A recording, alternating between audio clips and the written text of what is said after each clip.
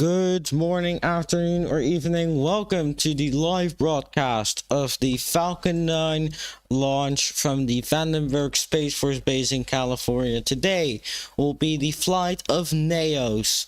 That stands for the National Advanced Optical System, which is a Luxembourg payload, military payload. Welcome everyone to the live stream. Once again, I'm ThatSpaceDogeGuy here to give you commentary for today. We were originally going to have our co-host Corey here, but it seems like he won't be joining us for now. He could be coming anytime soon, so please be aware of that. So while we wait for him, we are about 22... Oh, wow, we're already less than 23 minutes away until launch. I thought we started at 25 minutes.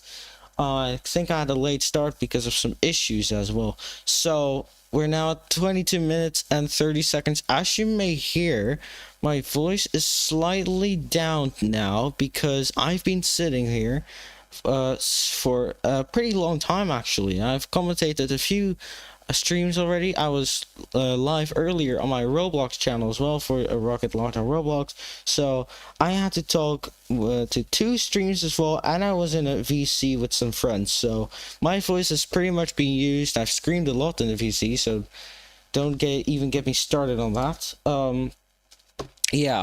Today will be the live coverage once again of the NAOS launch vehicle, which is, like the name says here, the National Advanced Optical System. It is a government and military purpose payload for high resolution reconnaissance satellite. It will provide global coverage, being able to capture more than 100 images per day, which is quite a lot. So as you may hear right now, my voice isn't really the best. So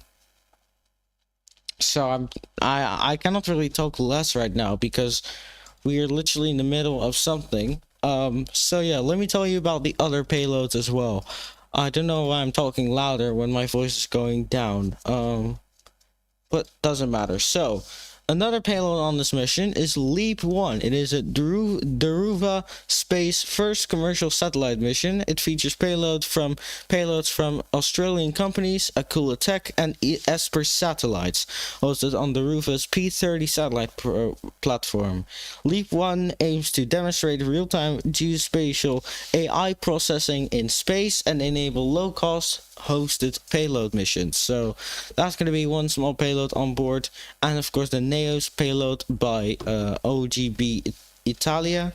That will be flying on a sun-synchronous orbit. Everything will be flying on a sun-synchronous orbit, including Pelican 3 and 4, OHB 6. Almost said it. I saved myself, guys. Pelican 3 and 4, OHB 6, Fly 1, 2, and 3. So about Pelican 3 and 4, it is a constellation of very high resolution imaging satellites designed and manufactured by Planet Labs.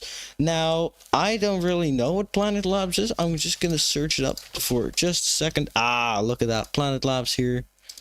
Okay, so that's okay. The commercial constellation will consist of 32 small sats with potential for further expansion and aim to provide improved spatial resolution and response time over planets' existing SkySat and Dove constellation. So once again, the manufacturer and operator of these satellites are Planet Labs. So yeah, that's going to be very, very cool. About OHB 6, it is made by Capella Space. It is introduced its latest generation of satellites named Acadia. If I'm saying that right, I don't think I'm saying anything right, but I hope I am. It will offer increased imaging capability and improved communication connectivity. So I think all these satellites are image related, right? Yeah, here, Fly 1, 2, and 3 by Firefly, or not Firefly, by Pixel. It says here Firefly is Pixel's first. I see. Firefly is Pixel's first commercial constellation. So it stands short for Firefly. I thought it was by Firefly. Just because I was very confused. So, Firefly 1, 2, and 3, these are the satellites by Pixel. It will be the first commercial constellation featuring 6 satellites designed for high resolution, high frequency, hyperspectral imaging on a global scale. So, this mission is fully focused on imaging, which is quite cool. I think it's pretty cool to see it's fully focused on imaging, which is, yeah, like I said, pretty cool. I should actually delete those messages. Okay. We're now just less than 18 minutes away from the launch of the Falcon 9 rocket. The coverage from SpaceX should be starting here soon, unlike anything happening. So, I'm not gonna say anything about what you think I might say, because I'm very scared of what's happening now. We have already had so many. I'm not saying I don't want to jinx it. Many know what I mean, but probably, hopefully, maybe. Don't think so, but I do think so.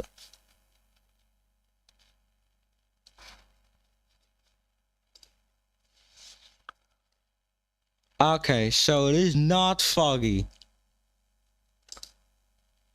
Ah, look at this. Look what I found. This is the image, actually. Let me try to make it smaller. Hello? How to make the image smaller, please? Oh, I just have to find it here. I forgot my screen was there.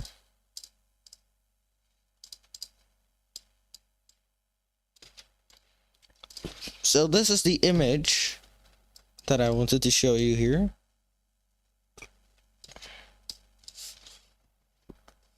This is the image from SpaceX, and this is the Falcon 9 rocket. You can see the Falcon 9 logo. You can see the 9 Merlin engines there with the clamps. You can see this booster has been used, and then the second stage perfectly nicely. That darker second stage right there, I think is being used because it's a longer mission, so it has to be used often. You can actually just check that out soon in the mission page. I don't want to show the Discord server I got the picture from, because it is from a tweet, but that tweet is from, okay, wait, is this lower quality? Oh my god, it is. Wow, you're joking me. Okay, it seems like propellant load has begun. And that is the confirmation from probably SpaceX's Twitter page, X page. So about our co-commentator Corey here, I don't know if he's going to join us or not. He did say yes on the commentary list, because we always have a commentary list before the stream to see who is available and who is not. I always have 3 votes, yes, no, or maybe. I would like that maybe to probably be removed, but I don't think so, because of course sometimes you don't know. But there were 2 votes, me and Corey, so I'm just gonna see what's going on there, but doesn't matter. So also I want to give bad news. It is bad news, but it is what it is. Today we lost our biggest streamer. Today I'm not going to say his name. You might know who I'm referring to, which also means that the Starship Flight 10 launch will not be live streamed here on the channel. If you still want to see it, of course you can go to the SpaceX website or their X to find the live stream there, X Twitter page. You can find the live stream there if you like. But just so you know that we won't be able to live stream that launch then. So apologies for that, but that's how it is. Yeah. Oh no. Oh guys. Oh.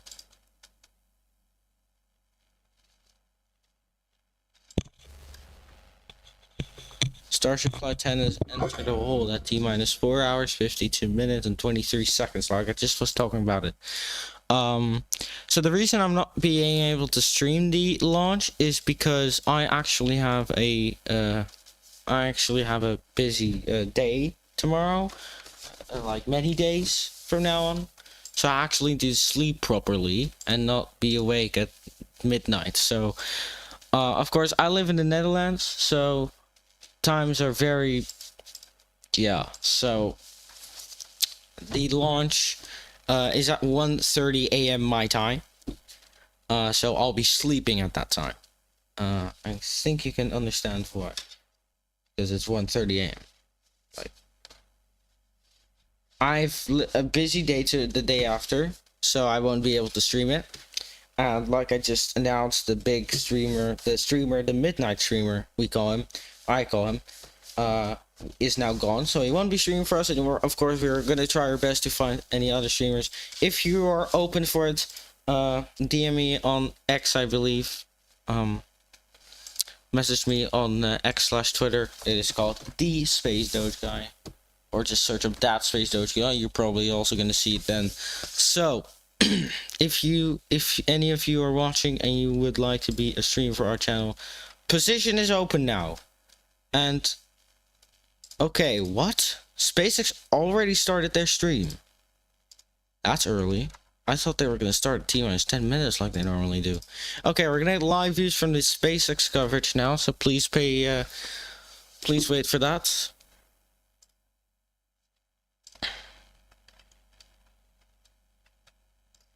And there we go. We have the SpaceX coverage now on our screen. That means I can open this and do this. I don't believe that Corey will be joining us for today, which is sad, but it is what it is, of course. It is sunny. I thought it was going to be cloudy or something. I thought the picture could be from hours ago. Maybe this yesterday even, or this morning. I'm not sure. But like I said here, we're now live for the launch of the SpaceX Falcon 9 rocket.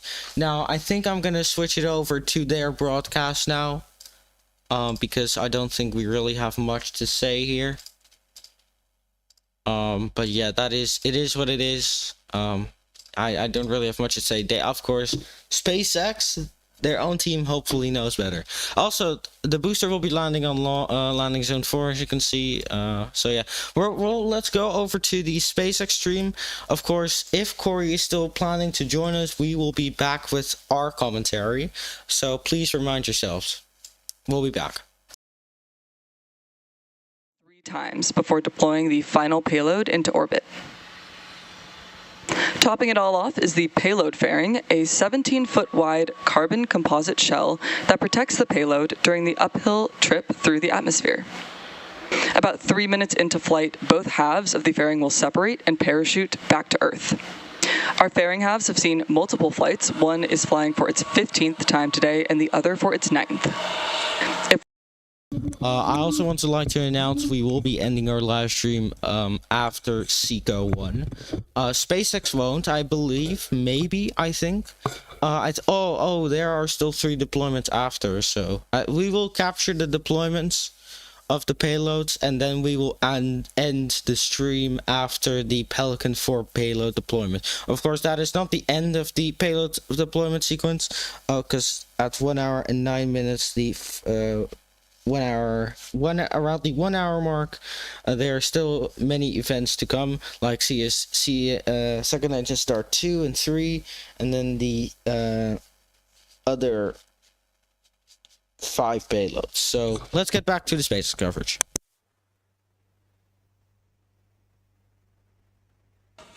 To date, SpaceX has launched over 30 missions, like today's, with rideshare payloads on board.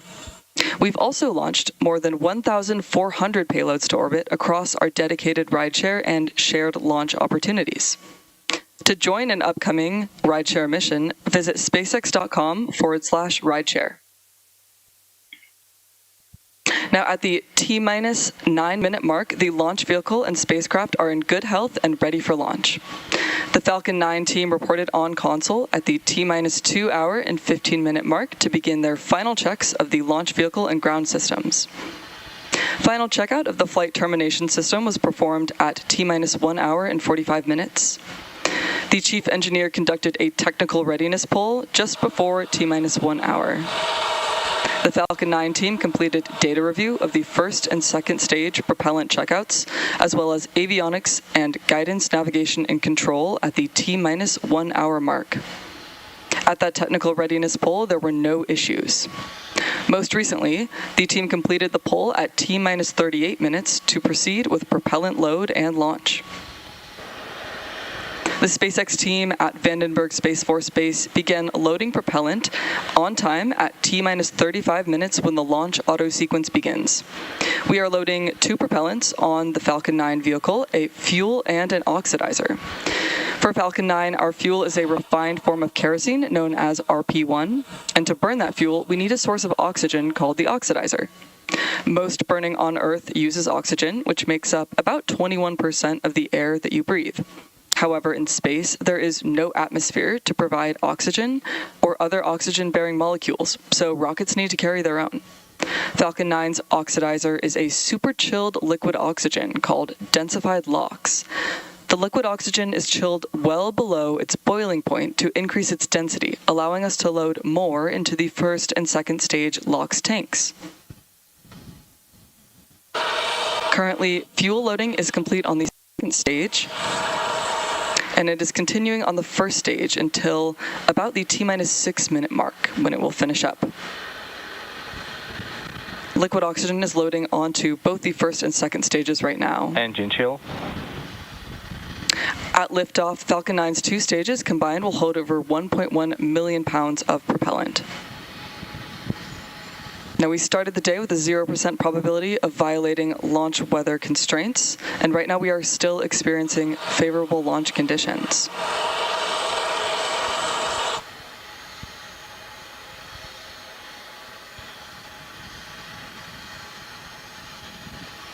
Now, coming up next in the countdown, the transporter erector, or TE, will begin to retract away from Falcon 9. That's the large truss structure you see standing next to the rocket. Stage 1 RP1 load is complete. So RP1 loading for the first stage is wrapped up, which completes the fuel side of the propellant equation for the booster. Now first, the clamps around the second stage will open, and then the TE will pivot back, slowly swinging away from the rocket. It will reach full recline by the T-minus 3 minute and 40 second mark. You may also hear our team refer to this as the strong back, which is the same structure but a different name. The TE does a lot more than lean. It rolls Falcon 9 out to the pad, raises it vertical, and it stays connected through the final seconds. It also provides fuel, power, telemetry, and command connections between ground systems and the rocket. These clamps you can see at the top help stabilize the second stage during fueling. They also prevent movement during high winds. Once they open, the rocket will be fully free at the top. So we're still about a minute out from those clamps opening. And right now, both stages are nearly fully loaded with about 1 million pounds of propellant. Again, that includes RP1, refined kerosene, and liquid oxygen chilled below. Falcon 9 tanks are pressurizing for strong back retract.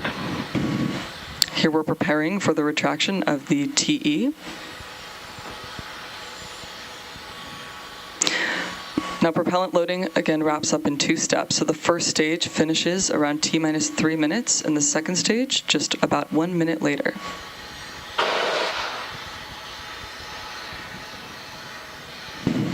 On your screen, you can see we have beautiful weather conditions. Strong back retract has started.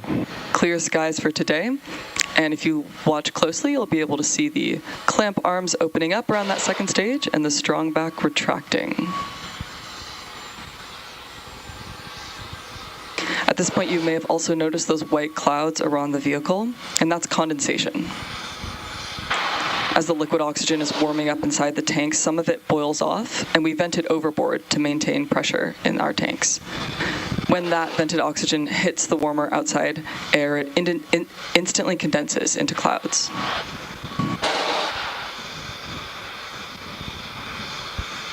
Now, the tanks are also pressurized using helium, and that helium is chilled too, so it stays compatible with our cryogenic plumbing. During flight, that pressurization helps force propellant into the engines as the tanks empty.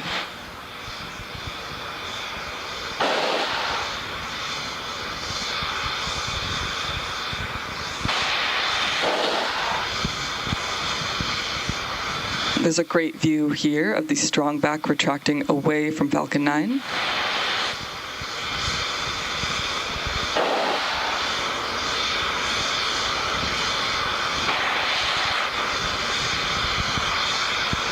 Now, coming up next, we'll shortly be hearing confirmation of Stage 1 LOX loading completion. Stage 1 LOX load is complete. Right on time. And tracking next in our countdown, at the T-minus 60-second mark, Falcon 9 will enter startup. At that point, the rocket's onboard flight computers will take over, and from there, the countdown is fully autonomous. Just inside the T-minus 2-second mark, the 9 Merlin 1D engines will ignite. Once they're at full power, Falcon 9 will lift off the pad and begin its climb to orbit.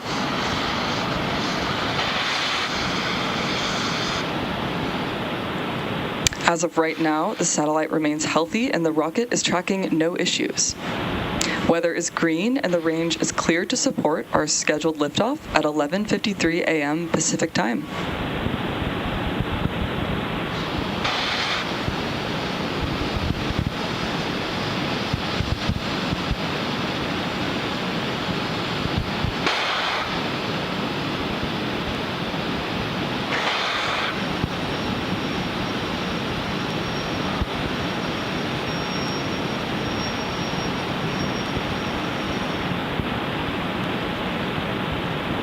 Stage 2 LOX load is complete. With the completion of Stage 2 LOX load, the second stage is fully loaded. Now shortly here, you'll see a white cloud venting from the TE LOX line. Ground gas closeout. Gas closeout here refers to venting of the gaseous systems, like topping off the tanks and then sealing vents to maintain pressure.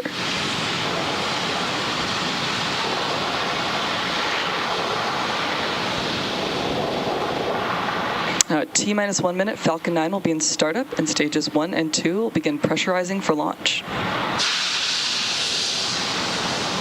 Falcon 9 is in startup.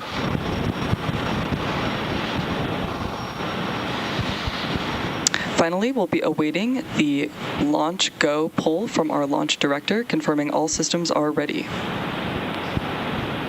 LD is go for launch. And there we heard our launch director. Falcon 9 is go for launch, so let's sit back and listen in to the final countdown. T-minus 3 seconds.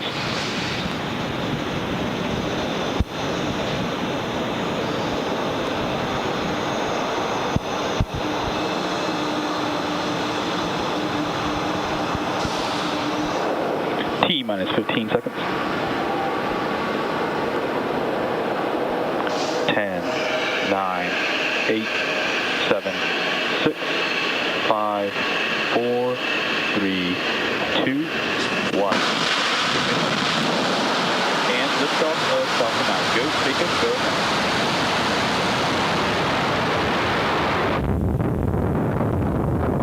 Vehicles pitching downrange. Stage 1 propulsion is nominal.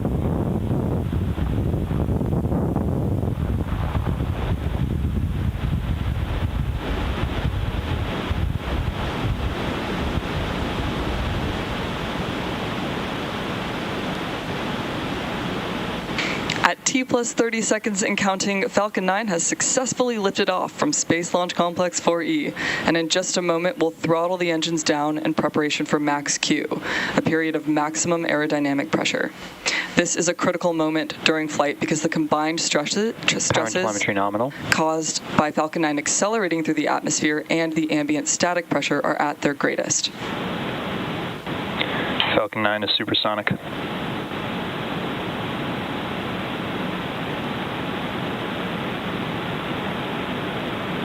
Max Q.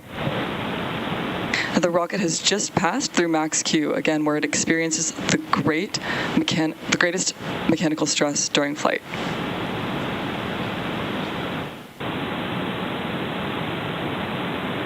You can track our progress to orbit by watching And the back chill. left corner of your display showing first stage, velocity, and altitude. Now, we have several events coming up in quick succession, and we should hear these all called out by mission control, starting with main engine cutoff, or MECO, then stage separation, stage 1 flip, second engine start, and the start of boost back burn.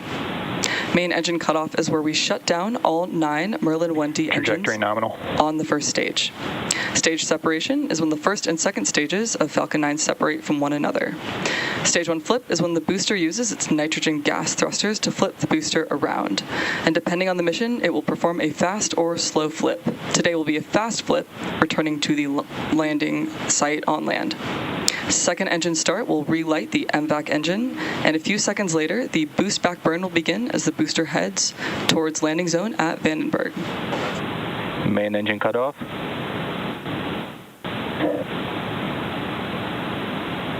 Stage separation confirmed. MVAC ignition. Stage 1 boost back startup.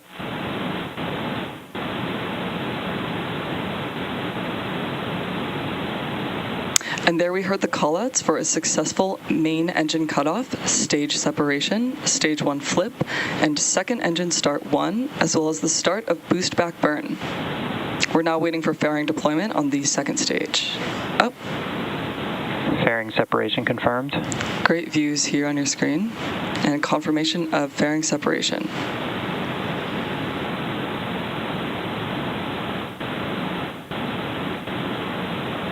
Now the boost back burn is ongoing, and we expect shutdown shortly here.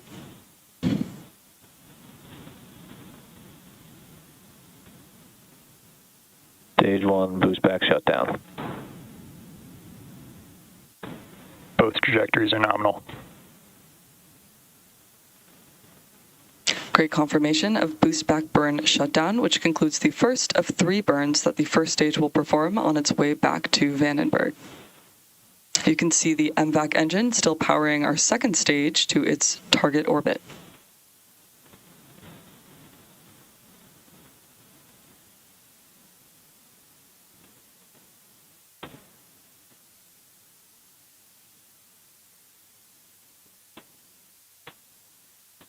Now, at T plus about 4 minutes into today's mission, the next major milestone coming up will be at the T plus 6 minute and 22 second mark, where you should see the first stage's entry burn on your screen. To start that entry burn, we will relight 3 of the M1D engines on the first stage, starting with the center engine, known as E9, followed shortly by E1 and E5. This is similar to pumping the brakes to slow the vehicle down as it passes back into Earth's atmosphere. We need to do this to slow down re-entry and reduce re-entry forces, which helps us recover and reuse the first stage. During that entry burn, Falcon 9 is decelerating by firing its Merlin engines, but the vehicle will still be moving really fast. This causes it to fly through Merlin's exhaust gases, also known as the rocket's plume. Both trajectories remain nominal. Now, this will deposit a layer of soot on the vehicle's surface, and that's why our flight-proven vehicles look the way they do. The soot comes from the carbon-based fuel that Falcon 9 uses. With each flight, it builds up a little bit more on the outside of the vehicle.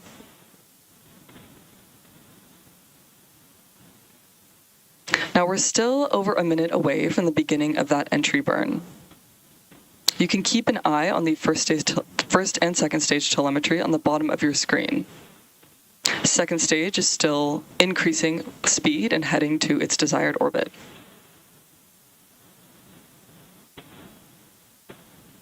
Reusability is key to lowering the cost of spaceflight, enabling more investments in critical space infrastructure. The Falcon 9 stage performing today's mission is performing this entry burn for the 27th time tonight.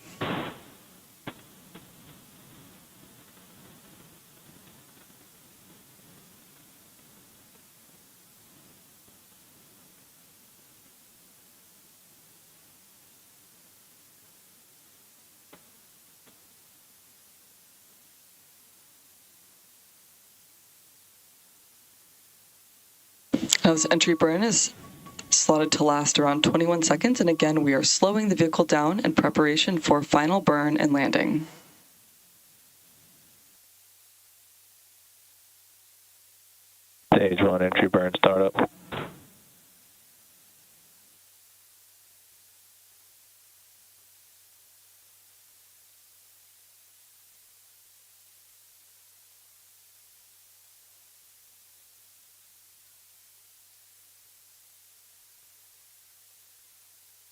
Stage 1 entry burn shutdown. And there's the call out for entry burn shutdown, which is the completion of the Falcon 9 first stage entry burn. Coming up next will be the landing burn, which will start in less than 1 minute. Now, the Merlin engines on the Falcon first stage are optimized for sea level and achieve 190,000 pounds of thrust during ascent and descent.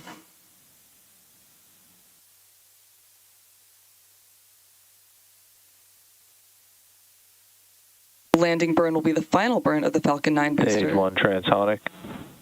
And it's used to reduce the remaining speed of the vehicle for a gentle and precise landing. Stage 1 and Stage 2 FTS have saved. Stage 1 landing burn. Landing burn has begun on the Falcon 9 first stage. This is the final burn the booster will perform before touching down.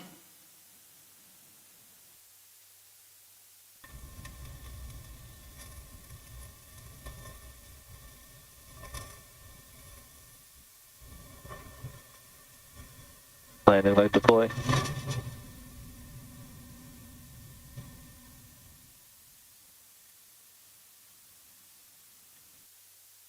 Stage 1 landing confirmed. And there you saw and heard the call out for successful landing of our Falcon 9 rocket.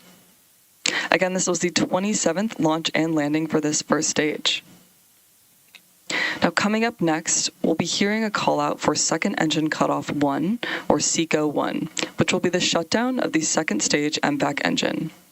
After that, we'll be looking for confirmation of good orbital insertion.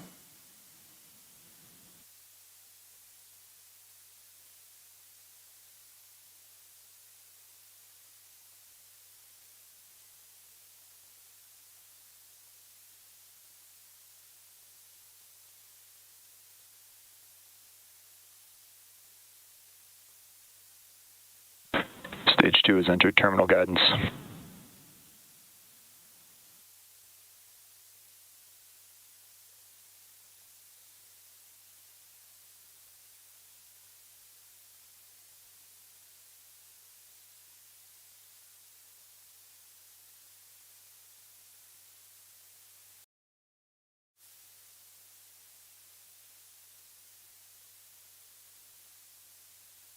Again, we are awaiting second engine cutoff and confirmation MVAC shutdown.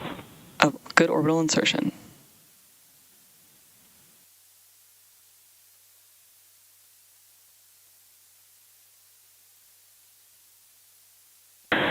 Nominal orbit insertion. And we have confirmation of nominal orbital insertion. Now, in less than 2 minutes, we should see our first payload deployments of the mission. The first payload is our primary payload for this mission, NAOS, and that will be followed by 2 payloads for Planet, Pelican 3 and Pelican 4.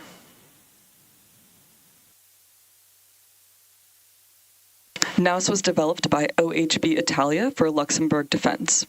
The satellite is equipped with a state-of-the-art high-resolution optical camera, enabling detailed Earth imagery to support Luxembourg's institutional, environmental, and security applications. NAOS will provide high-definition images from low Earth orbit, allowing the Luxembourg government to obtain key satellite data for public administration, land monitoring, and national resilience objectives. Planet is a leading provider of daily data and insights around Earth and is launching 2 additional high-resolution AI-enabled Pelican satellites. Equipped with NVIDIA Jetson AI on board, these satellites will continue to expand Planet's capabilities to provide rapid, on-demand imagery to their customers across a range of industries, from defense and intelligence to agriculture and disaster response.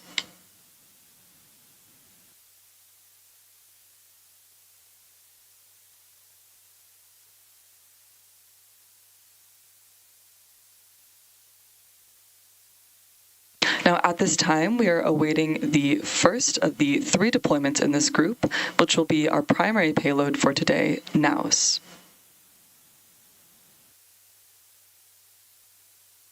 And this should be coming up shortly within the next. Now separation confirmed. Great confirmation of the NAOS separation and a beautiful view on screen.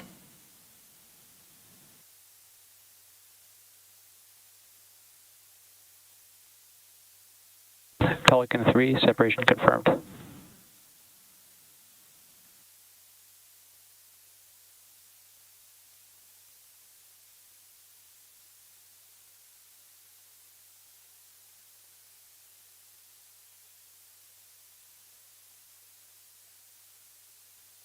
Pelican 4, separation confirmed.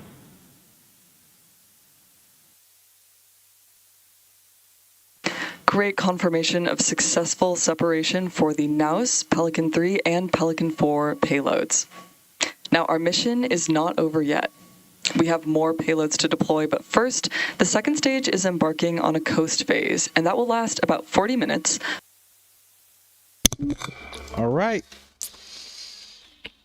So that was beautiful payload deployment of the first 3 of the mission. Of course, like I said earlier in the broadcast, we will now be ending our broadcast. But before we do, I just want to say, tell you how to continue watching if you'd like.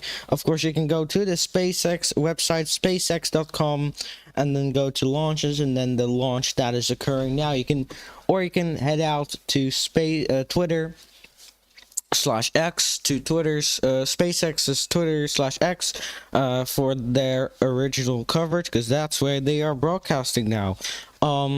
So the next events that will happen now, of course, we won't be live streaming it, but they will happen at T+52 minutes SES2 second engine start 2, and that will be a 3-second long burn, and then about hard to say, I think 10-15 minutes later we will see second engine starts 3, and that burn will be around 4 seconds, and then after that we will see Acadia 6, Firefly 1, Leap 1, Firefly 2, and Firefly 3 deploy.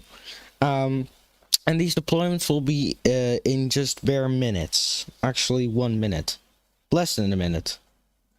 But I assume because of delay and all that stuff that it is exactly around 1.5 minutes, I would expect. So that is going to conclude the coverage for me. I want to thank everyone here for watching the live stream today. They're on a coverage break. We're going to end the coverage. We would like to see you now, not tonight, because of the message I said earlier. We will not be broadcasting Flight 10, even if it scrubs until days later. We lost our streamer. We cannot be streaming it again. So sincere apologies for that, but it is what it is. So next stream will be probably tomorrow for Starlink Group 10-56. We won't have commentary for it, but you will see it live. Thank you so much for watching. We'll see you next time.